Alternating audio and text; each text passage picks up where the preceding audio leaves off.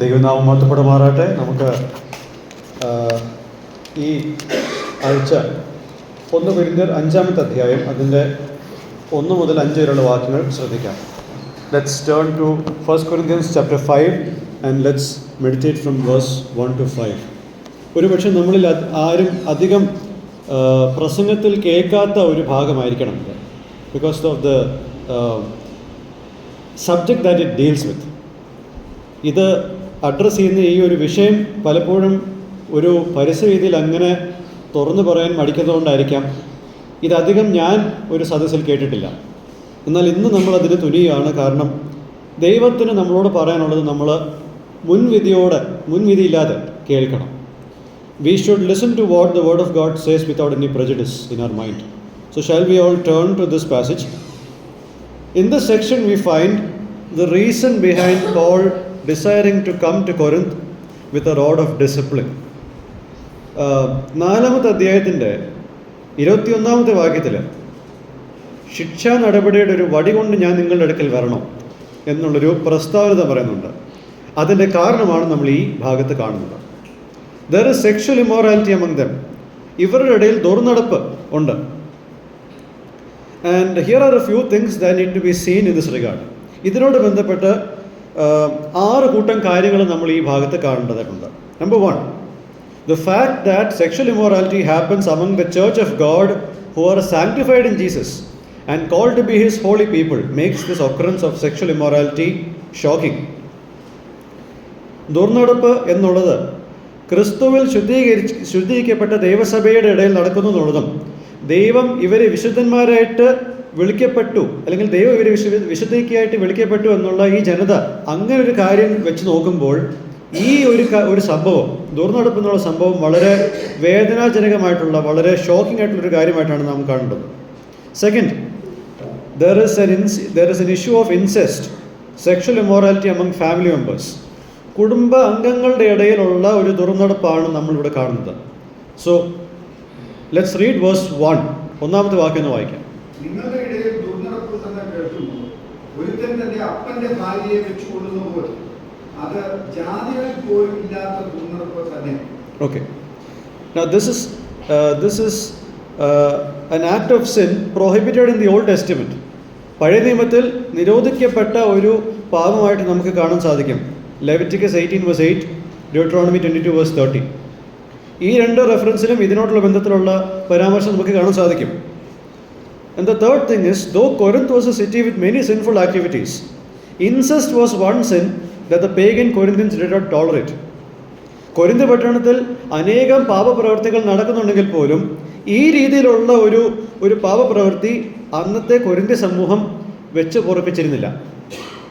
Roman laws regarding this crime strictly prohibited this relationship. Roman നിയമങ്ങൾ ഇത്തരത്തിലുള്ള ബന്ധങ്ങളെ ഒരിക്കലും പ്രോത്സാഹിപ്പിച്ചിരുന്നില്ല. The punishment was that the guilty one loses his property. He would lose his social status and be exiled to an island. ഇത് ചെയ്യുന്ന ഒരാളെ അന്നത്തെ കാലം ശിക്ഷിച്ചത് ആ വ്യക്തിയുടെ സ്വത്തുക്കളെല്ലാം സർക്കാരിലേക്ക് ഏറ്റെടുത്ത് ആ വ്യക്തിയുടെ സമൂഹത്തിലുള്ള എല്ലാ പദവികളും എടുത്തു മാറ്റി ഇദ്ദേഹത്തെ ഒരു ദ്വീപിലേക്ക് നാടുകടത്തും. ഇതാണ് അന്നത്തെ സമൂഹം ഈ ഒരു കുറ്റത്തിന് കൊടുക്കുന്ന ശിക്ഷ. And here was a church member doing something that even pagans wouldn't do. ജാതികളുടെ ഇടയിൽ പോലും കാണാത്ത ഒരു കാര്യം ദൈവസഭയ്ക്കുള്ളിൽ നടക്കുന്നു എന്നുള്ളതാണ് ഇവിടുത്തെ ഒരു ഷോക്കിംഗ് കാര്യം. 4-ാമത്തെ കാര്യം, 2-3 വാക്യങ്ങളൊന്ന് വായിച്ചാൽ നമ്മൾ മനസ്സിലാക്കുന്നത് this is an ongoing act. 2-3 വാക്യങ്ങളൊന്ന് വായിച്ചേ. ഈ ദുഷ്കർമ്മം ചെയ്തവനെ നിങ്ങളുടെ ഇടയിൽ നിന്ന് നീക്കുവാൻ തക്കവണ്ണം നിങ്ങൾ ദുഃഖിച്ചിട്ടുമില്ല. ഞാനോ ശരീരം കൊണ്ട് ദുഃഖസ്ഥനെങ്കിലും ആത്മാവ് കൊണ്ട് കൂടെയുള്ളവനായി നിങ്ങളുടെ മധ്യേ ഇരിക്കുന്നവനായി തന്നെ ഈ ദുഷ്കർമ്മം ചെയ്തവനെ കുറിച്ച് നിങ്ങളും മതി. ഈ 2 വാക്യങ്ങളിൽ നാം കാണുന്നത് this is an ongoing act. ഇത് തുടർമാനമായിട്ട് നടന്നുകൊണ്ടിരിക്കുന്ന ഒരു സംഭവമാണ് ഈ സഭയിൽ. 5-ാമതായിട്ട് ഈ വാക്യം ഒന്ന് വായിച്ചാൽ, പ്രത്യേകിച്ച് ഈ 5 വാക്യങ്ങളൊന്ന് വായിച്ചാൽ മനസ്സിലാക്കാൻ കഴിയുന്നൊരു കാര്യം, only the man is spoken of in relation to being put out of fellowship. കൂട്ടായ്മയിൽ നിന്നും ഈ പുരുഷനെ മാത്രമേ പുറത്താക്കുവാനുള്ള കൽപ്പന ഇവിടെ നമുക്ക് സാധിക്കുന്നുള്ളൂ. There is no mention of the woman involve in here. ഇതിൽ ഉൾപ്പെട്ട് നിന്ന സ്ത്രീയെ പറ്റി യാതൊരു പരാമർശവുമില്ല. And therefore we can understand that this step mother was an unbeliever. ഈ പ്രശ്നത്തിൽ ഉൾപ്പെട്ട് നിൽക്കുന്ന സ്ത്രീ ഒരു അവിശ്വാസിയായതുകൊണ്ട് ആ സ്ത്രീ ഓൾറെഡി സഭയ്ക്ക് പുറത്താണ്. അതുകൊണ്ടാണ് ഈ പുരുഷനെ സഭയ്ക്ക് പുറത്താക്കണമെന്ന് മാത്രം ഈ ഒരു ഭാഗം പറയുന്നത്. The sixth thing, this issue was reported to Paul. ഇത് പൗലോസിൻ്റെ അടുത്ത് വന്ന ഒരു വാർത്തയാണ്.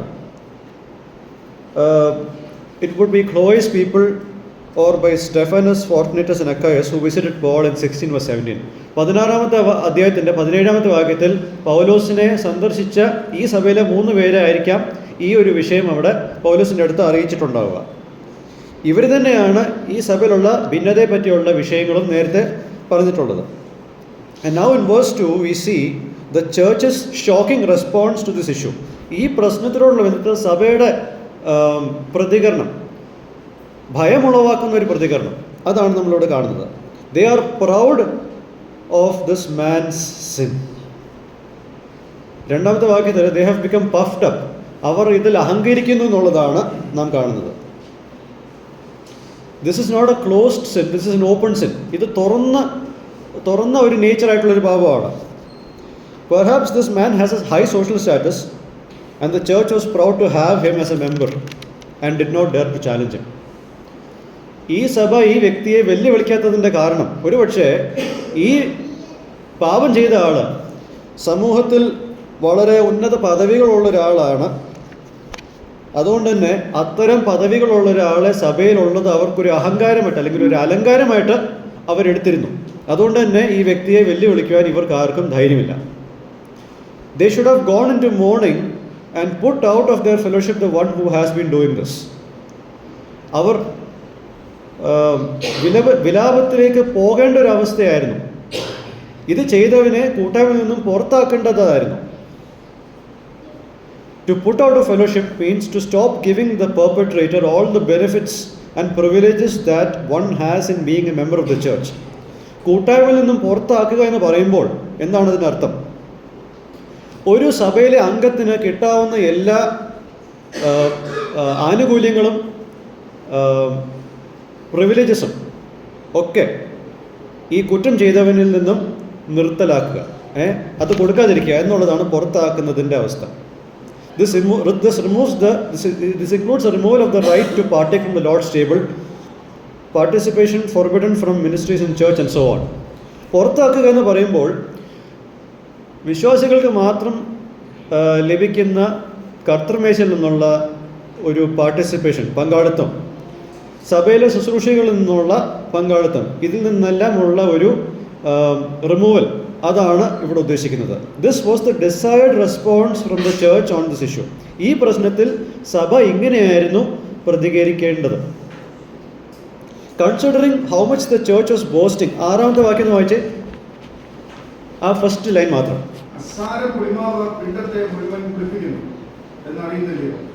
ഓക്കെ, അതിനു മുമ്പ് your boasting is not good.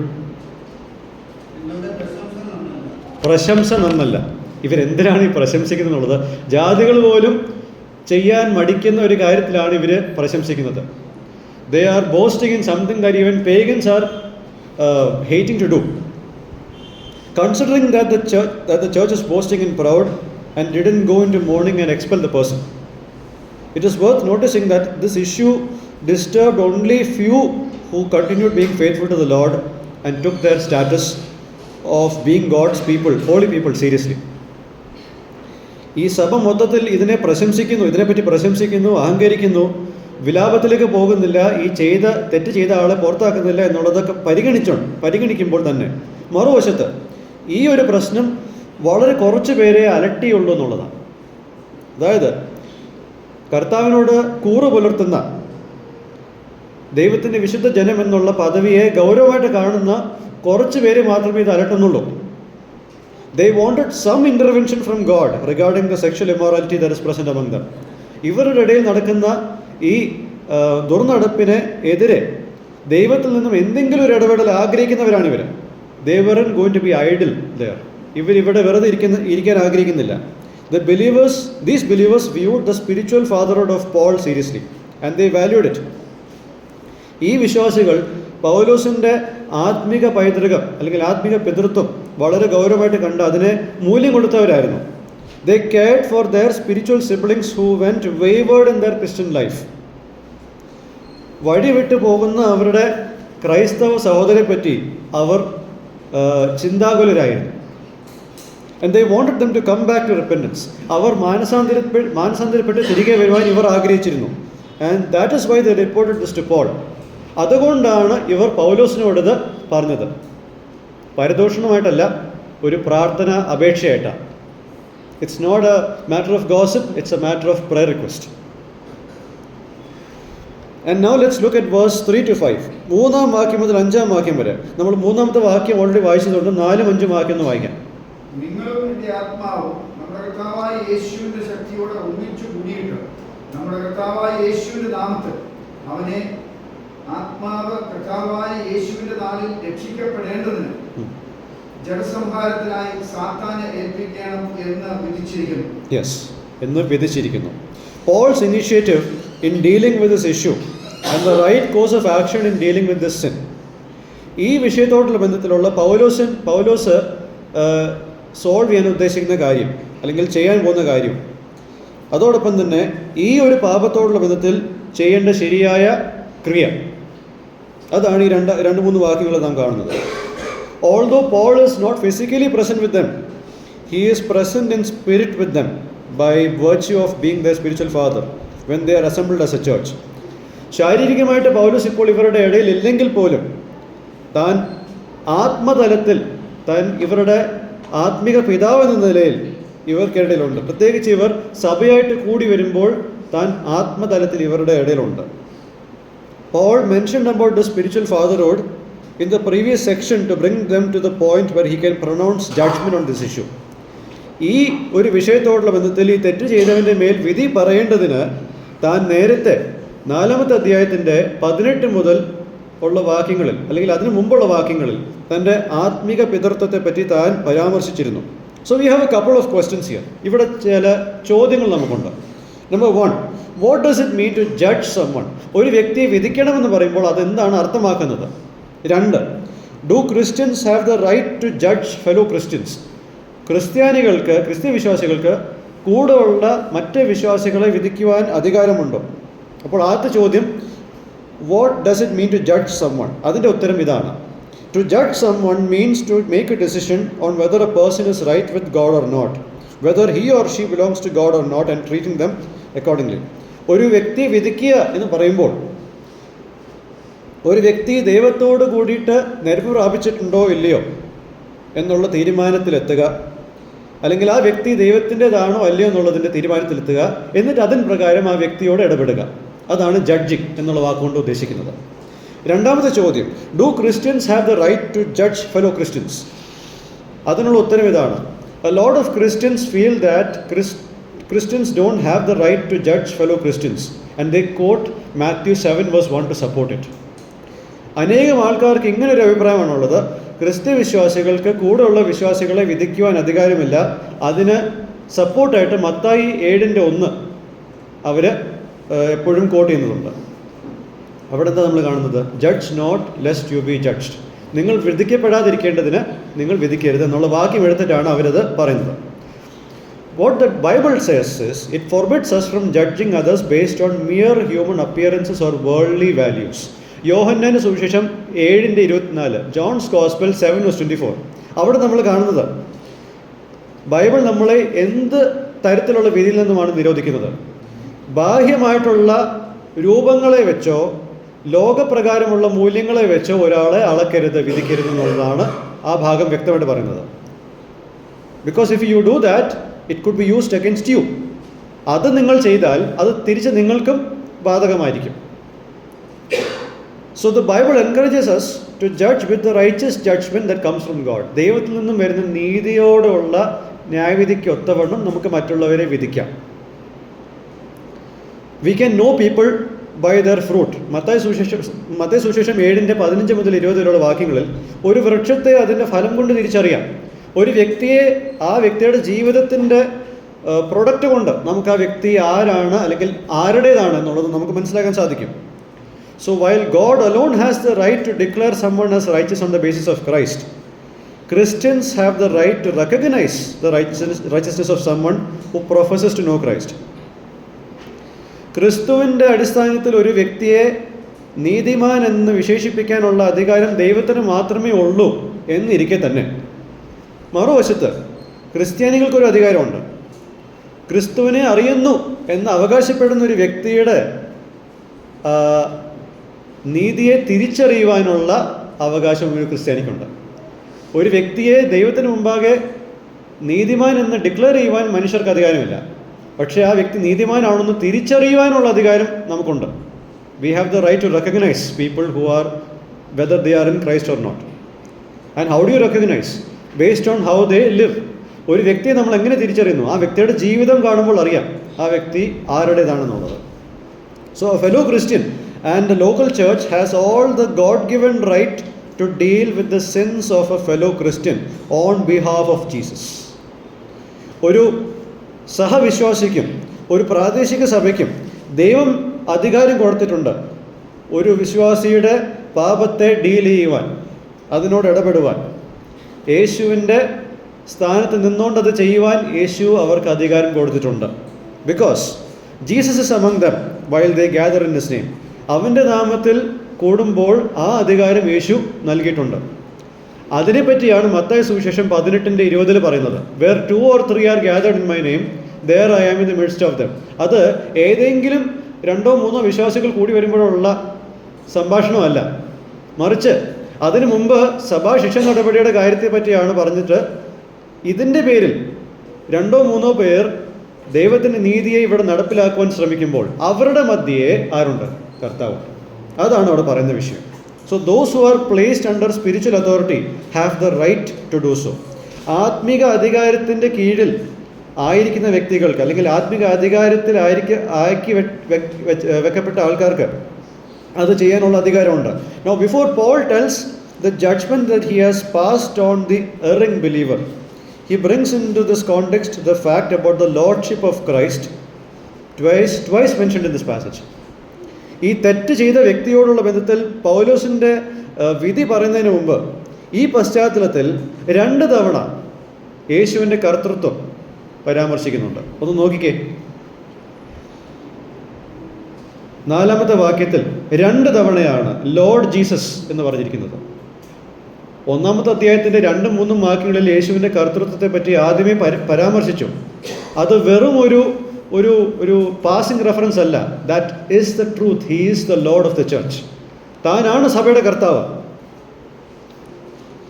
In both these instances Paul uses the personal pronoun our Lord Jesus.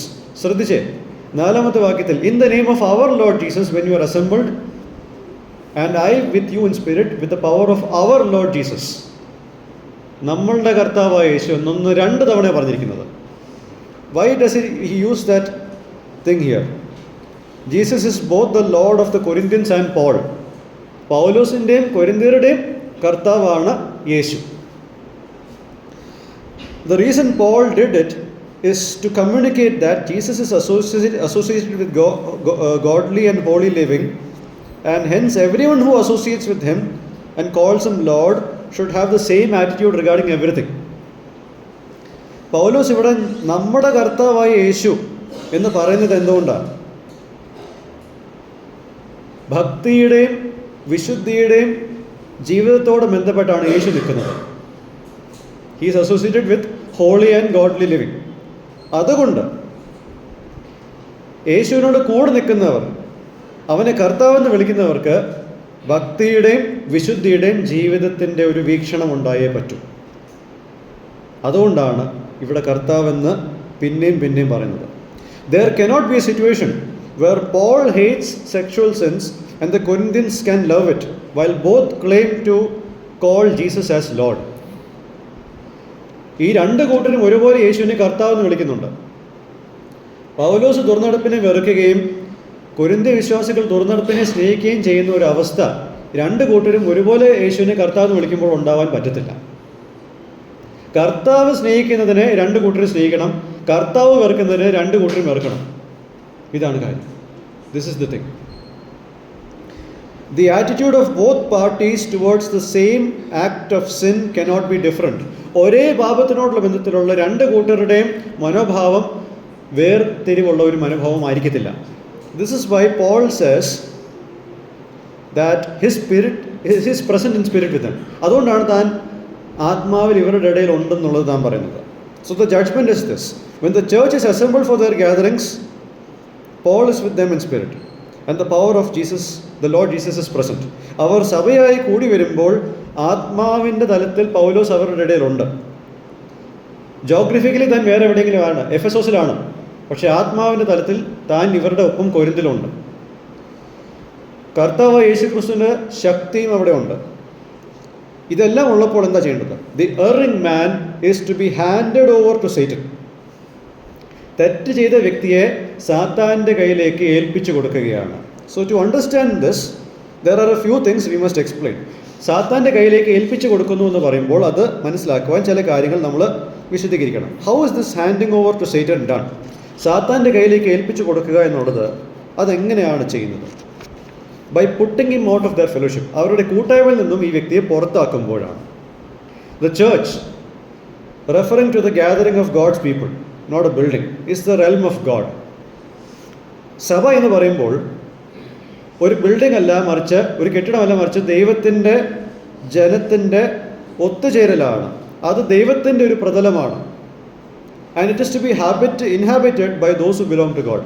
സഭ എന്ന് പറയുമ്പോൾ അത് ദൈവത്തോട് ബന്ധമുള്ളവർക്കുള്ള ഒരു ഏരിയയാണ്. A person who sins in a flagrant manner without showing any signs of remorse and repentance and does so continually shouldn't be continued to be treated as a church member. വളരെ തുറന്ന മനസ്സോടെ അല്ലെങ്കിൽ തുറന്ന ഒരു ഭാവത്തോടെ പാപം ചെയ്യുന്ന, അതിനെ ചൊല്ലി യാതൊരു കുറ്റബോധമോ മാനസാന്തരമോ ഇല്ലാതെ പിന്നെയും പാപം ചെയ്തുകൊണ്ടിരിക്കുന്ന ഒരാളെ ഒരു സഭ അംഗമായിട്ട് ഈ സഭ കണക്കാക്കരുത്. Excluding him from the church would mean that he is in control of the world that is influenced by Satan and his destructive forces. സഭയിൽ നിന്നും പുറത്താക്കപ്പെടുക എന്ന് പറയുമ്പോൾ ആ വ്യക്തി സാത്താനും തൻ്റെ ദുഷ്ടശക്തികളും നിയന്ത്രിക്കുന്ന ലോകത്തിൻ്റെ അധികാരത്തിന് കീഴിലാണെന്നുള്ളതാണ് അത് പറയുന്നത്. വെറുതെ ഒരാളെ സഭയിലോട്ട് വരണ്ടെന്ന് പറയുന്നതല്ല. That's not what it is all about. It's about handing him over to where he chooses to be. ഈ വ്യക്തി സാത്താൻ്റെ പ്രവൃത്തിയിൽ ഏർപ്പെടുമ്പോൾ പിന്നെ നീ സാത്താൻ്റെ അധികാരത്തിലേക്ക് പോ എന്നാണ് പറയുന്നത്. അതാണ് church discipline. When the person continues to sin, he prefers Satan over God. ഒരു വ്യക്തി പാപത്തിൽ തുടരുമ്പോൾ ദൈവത്തിനേക്കാൾ എനിക്ക് സാത്താനെ മതി എന്നാണോ ആ വ്യക്തി പറയുന്നത്? And this putting out for A time is a way of saying experience what Satan is all about. അപ്പോൾ പാപം തുടർന്നുകൊണ്ട് പോകുന്ന ഒരാളോട് സഭ പറയുന്നു, എന്നാൽ ദൈവിക കാര്യങ്ങളിൽ നീ ഇടപെടണ്ട, നീ സാത്താൻ എന്താണെന്ന് അനുഭവിച്ചിട്ട് അത് മനസ്സിലാക്കുക. ദൈവസഭയ്ക്കുള്ളിൽ നിന്നുകൊണ്ട് ദൈവത്തിന് വിരോധമായിട്ടുള്ള, ദൈവത്തിന് ഇഷ്ടമല്ലാത്ത പ്രവൃത്തികൾ ചെയ്യുമ്പോൾ ഇവിടെ നിനക്ക് സ്ഥാനമില്ല. നീ സാത്താൻ്റെ ജീവിതമാണ് ആഗ്രഹിക്കുന്നതെങ്കിൽ അതിലേക്ക് പോക്കോ. That's what this church has to see. അതാണ് സാത്താൻ്റെ കയ്യിൽ ഏൽപ്പിക്കുക എന്നുള്ളതിൻ്റെ അർത്ഥം. And notice that Paul talks about the extreme measure here. ഇവിടെ ഏറ്റവും അവസാനം ചെയ്യുന്ന സ്റ്റെപ്പാണ് പൗലോസ് ഇവിടെ പറയുന്നത്. മത്തായി സുവിശേഷം 18-15 മുതൽ 17 വരെ കർത്താവ് വചിക്കുന്ന ആ മാർഗനിർദ്ദേശങ്ങൾ ഓരോന്നോരോന്നായിട്ട് പൗലോസ് ഇവിടെ മെൻഷൻ ചെയ്യുന്നില്ല.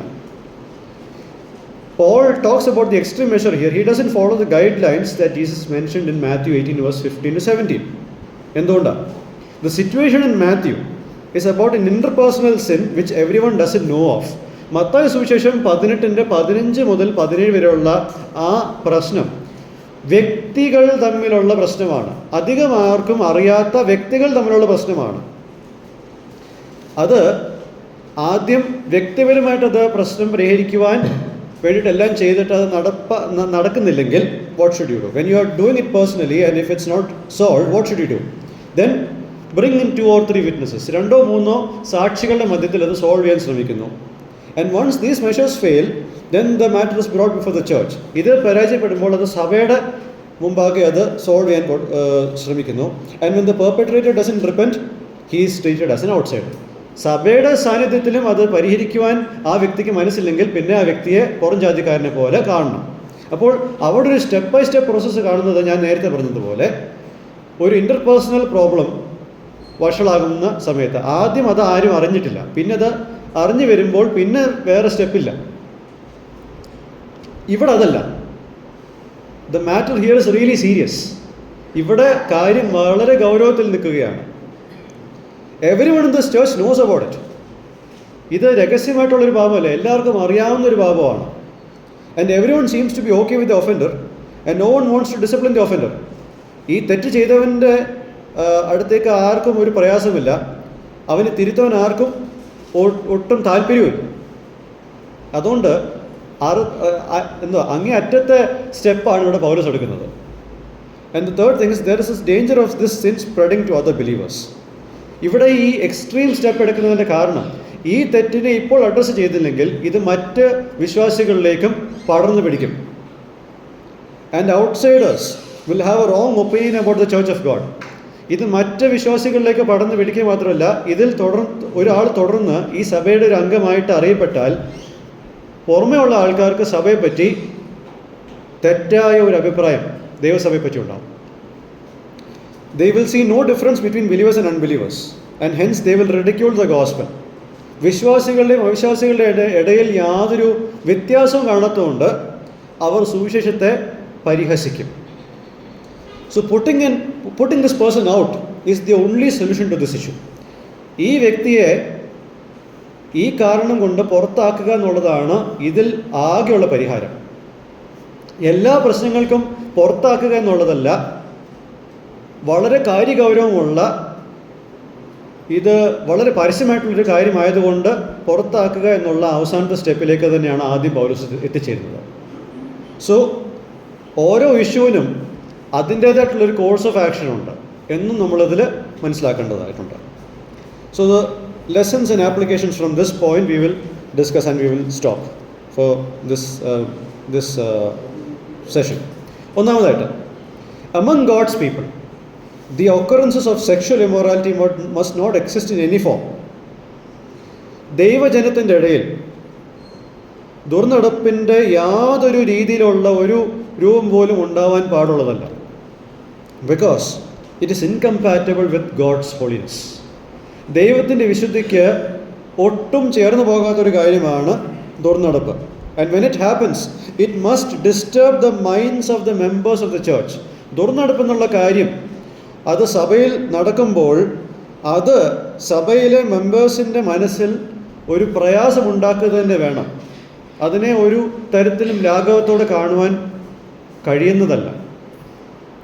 The leaders must be troubled by its presence.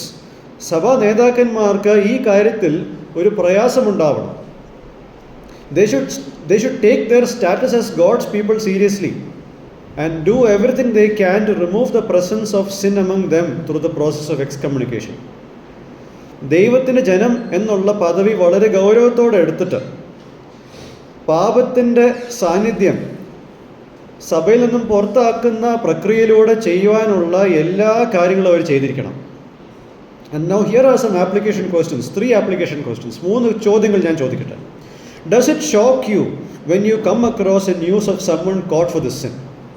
ഇത്തരത്തിലുള്ളൊരു പാപം ചെയ്ത ഒരാൾ പിടിക്കപ്പെട്ടു എന്ന് പറയുമ്പോൾ അത് നിങ്ങളിലൊരു ഭീതി ഉളവാക്കുന്നുണ്ടോ? ഒരു ഞെട്ടൽ ഉളവാക്കുന്നുണ്ടോ? ഞെട്ടുന്നില്ലെങ്കിൽ അതിൻ്റെ അർത്ഥം നിങ്ങൾക്കറിയാമായിരുന്നു ആ വ്യക്തി അങ്ങനെ ആയിരുന്നു എന്നുള്ളത്. And you are okay with that. If you are not shocked, it means that you are okay with, you knew that person all along and you are not confronting that person and you are not even desiring anything. ഞെട്ടുന്നുണ്ടെങ്കിൽ he hid that sin really well. ആ വ്യക്തി ആ ചെയ്ത പാപത്തെ വളരെയധികം ഒളിപ്പിച്ചു വെച്ചിരുന്നു. അതുകൊണ്ടാണിത് പുറത്ത് വരാത്തത്. അതുകൊണ്ടാണ് നിങ്ങൾ ഞെട്ടുന്നത്. Second question, do you as a church play down its occurrence and bring down its seriousness? സഭ എന്ന നിലയിൽ ഇത്തരത്തിലുള്ളൊരു കാര്യം ഉണ്ടാകുമ്പോൾ ഇതൊക്കെ ആരെ ചെയ്യാത്തത്, ഞങ്ങൾ എന്ത് ചെയ്യാനാ എന്നും പറഞ്ഞ് അതിൻ്റെ ഗൗരവം കുറച്ച് കാണിക്കുകയാണോ? ഓർ ഡു യു മോൺ ഓവർ ഇറ്റ്? അതോ നിങ്ങൾ അതിനെ ചൊല്ലി ദുഃഖിക്കുന്നുണ്ടോ? Third, do you find it difficult to confront someone who is involved in this sin when he or she is influential? Or do you pounce upon a poorer person with strictness when he or she is involved in the same sin? വളരെ സ്വാധീനമുള്ള ഒരാൾ ഇതൊക്കെ ചെയ്യുമ്പോൾ നേരിട്ട് പറയാൻ മടി, പക്ഷേ പാവപ്പെട്ട ഒരാൾ അത് ചെയ്യുമ്പോൾ എല്ലാ ഗൗരവത്തോടു കൂടിയിട്ട് ആ വ്യക്തിയെ പുറത്താക്കുവാൻ ശ്രമിക്കും. ഇത്തരത്തിലുള്ളൊരു പാർഷ്യാലിറ്റി ചെയ്യുന്നുണ്ടോ? Think about these things. Second lesson, there cannot be a difference of opinion between people who profess the lordship of Christ on what the Bible calls as sin, irrespective of where we live and what culture we are a part of, or even the time of history we live in. ക്രിസ്തുവിൻ്റെ കർത്തൃത്വത്തെ പറ്റി അല്ലെങ്കിൽ അതിനെ ഏറ്റുപറയുന്ന ആൾക്കാരുടെ ഇടയിൽ Bible പാപമെന്ന് വിശേഷിപ്പിക്കുന്ന കാര്യത്തെപ്പറ്റി അഭിപ്രായ വ്യത്യാസങ്ങൾ ഉണ്ടാവാൻ പാടുള്ളതല്ല. അതിപ്പോൾ എവിടെ ജീവിച്ചാലും, ഏത് സംസ്കാരത്തിൽ ജീവിച്ചാലും, നമ്മൾ ചരിത്രത്തിൻ്റെ ഏത് സമയത്താണ് ജീവിക്കുന്നതെങ്കിൽ പോലും സിൻ ഇസ് സിൻ. പാപം എല്ലായ്പ്പോഴും പാപം തന്നെയാണ്. ബൈബിൾ അതിനെ പാപം എന്ന് വിളിച്ചാൽ അത് അന്നും ഇന്നും എന്നും പാപമാണ്. അതിൽ യാതൊരു അഭിപ്രായ വ്യത്യാസം ഉണ്ടാവാൻ പാടില്ല. ബൈബിൾ പാപം എന്ന് വിളിക്കുന്ന കാര്യത്തിൽ വിശ്വാസികൾക്ക് അഭിപ്രായ വ്യത്യാസം ഉണ്ടാവാൻ പാടില്ല. അതേത് സംസ്കാരത്തിലായിക്കോട്ടെ, അതങ്ങനെ തന്നെയാണ്. Third lesson, the church and its leaders must be wise enough to administer the right punishment that fits the stage at which they find the particular sin. Just like how the treatment of diabetes works. ഒരു പ്രത്യേക പാപം നടക്കുമ്പോൾ അത് ഏത് ഘട്ടമാണെന്ന് തിരിച്ചറിഞ്ഞ് അതിന് പ്രകാരമുള്ള ഒരു ശിക്ഷാ നടപടി ചെയ്യുവാനുള്ള ജ്ഞാനം സഭയ്ക്കും അതിൻ്റെ നേതാക്കന്മാർക്കുണ്ടാവണം. Every occurrence of sin has a different circumstance and the extent of damage caused by it is also different. എല്ലാ പാപത്തിനും വിവിധ പശ്ചാത്തലങ്ങളുണ്ട്. അത് ഉണ്ടാക്കുന്ന നാശത്തിൻ്റെ വ്യാപ്തിക്കും വ്യത്യാസമുണ്ട്. അതെല്ലാം കണക്കിലെടുത്തിട്ട് വേണം നാം ഒരു പ്രശ്നത്തെ പരിഹരിക്കുവാൻ ശ്രമിക്കാൻ. When the situation is such that the matter is known to all and the church is interested to deal with it, a quick radical step should be taken to make sure that the church distances itself from the offender for the sake of the reputation tied to Christ. എല്ലാവരും അറിഞ്ഞു പോയ ഒരു കാര്യം, അതെ, ആ ഒരു പ്രശ്നത്തിൽ സഭ ഡീൽ ചെയ്യാൻ താല്പര്യം കാണിക്കുന്നില്ലെങ്കിൽ അവിടെ ചെയ്യേണ്ടത് എന്താണ്? വളരെ ഉപരിവിപ്ലവമായിട്ടുള്ള, വളരെ പെട്ടെന്നുള്ള ഒരു സ്റ്റെപ്പ് എടുക്കണം. ഈ തെറ്റ് ചെയ്തതിൽ നിന്നും ഞങ്ങൾ അകന്നു നിൽക്കുന്നു എന്നുള്ള ഒരു കാര്യം ബോധ്യപ്പെടുത്തുവാൻ. പ്രത്യേകിച്ച് ക്രിസ്തുവിൻ്റെ സാക്ഷ്യത്തിന് വിഘ്നം വരുത്തുന്ന ഒരു സംഭവം നടന്നതുകൊണ്ട് ഇതിൽ ഞങ്ങൾക്ക് പങ്കില്ല എന്ന തരത്തിൽ ആ വ്യക്തിയോട് ഒരു അകൽച്ച പാലിക്കുവാൻ സഭ തയ്യാറായി പറ്റും. Because the church should consider the testimony of Christ more important than anything else. ഒരു സഭയ്ക്ക് ക്രിസ്തുവിൻ്റെ സാക്ഷ്യത്തെക്കാളും അപ്പുറം ഈ ലോകത്ത് വേറൊന്നുമില്ല. If the matter is not known to all, then the offender must be talked to in private and be given godly counsel. ഈ ഒരു പ്രശ്നം എല്ലാവരും അറിഞ്ഞിട്ടില്ല എങ്കിൽ ഈ തെറ്റ് ചെയ്ത ആളോട് സ്വകാര്യമായിട്ട് സംസാരിച്ച് വചനത്തിൽ നിന്നുമുള്ള മാർഗനിർദ്ദേശങ്ങൾ കൊടുത്ത് അത് എത്രയും പെട്ടെന്ന് സോൾവ് ചെയ്യാൻ നോക്കണം. സോ ഓരോ കേസിനും ഓരോ രീതിയുണ്ട്. ജ്ഞാനത്തോടെ, വിവേകത്തോടെ അത് ചെയ്യുവാൻ സഭയിലെല്ലാവരും അത് ഉൾക്കൊണ്ട് ചെയ്യണം എന്നുള്ളതാണ് നമ്മൾ മനസ്സിലാക്കുന്ന അവസാനത്തെ പോയിന്റ്. അടുത്ത സെഷനിൽ നമ്മൾ 6-ാം വാക്യം മുതൽ 8-ാം വാക്യം വരെയുള്ള പോർഷനാണ് നമ്മളിനി ഡിസ്കസ് ചെയ്യാൻ പോകുന്നത്. ദൈവം നമ്മളെ സഹായിക്കട്ടെ എന്ന് ആഗ്രഹിക്കുകയും പ്രാർത്ഥിക്കുകയും ചെയ്തുകൊണ്ട് ഞാൻ എൻ്റെ വാക്കുകൾ നിർത്തുന്നു. ദൈവനാമം മഹത്വപ്പെടുമാറാകട്ടെ.